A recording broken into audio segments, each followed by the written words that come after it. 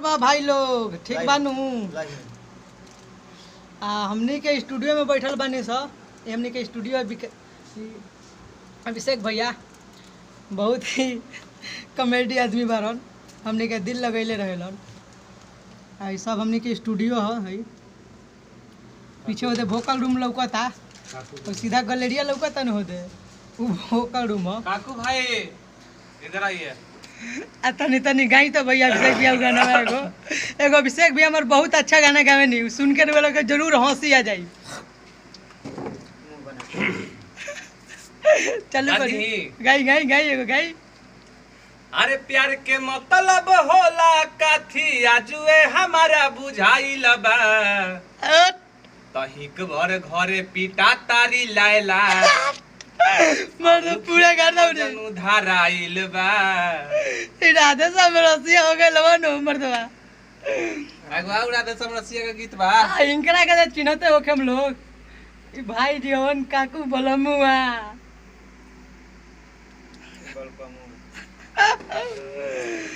अभिषेक भैया एगो और गाना गाई नहीं यार। अगवा बा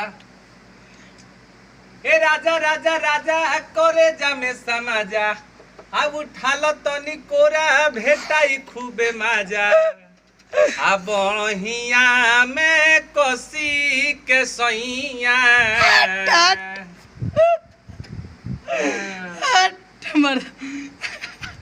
बहुत मजा आवेला, बहुत मजा आई। एंजॉय करो तनी हमनी के स्टूडियो में, बहुत मजा आवेला।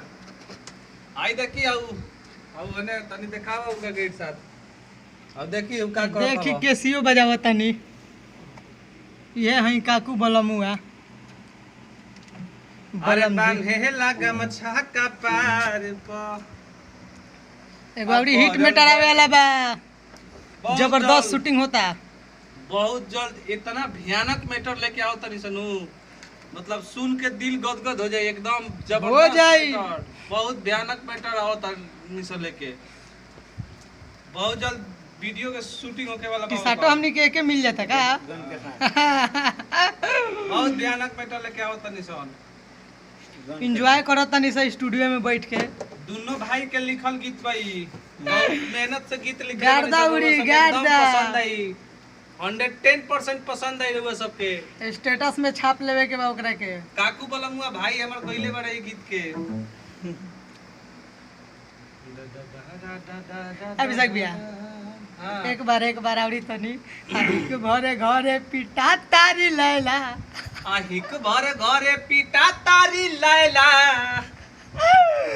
अरे दिल खुश कर देवेला हो। मुखी में मजनू धराइल बा, तनी राजा राजा का लेडी मार दो लास्ट समय बा। ए राजा राजा राजा करे जमे समाजा, आ उठाल तनी कोरा भेटाई खूबे माजा, बहिया में कोसी के सैया।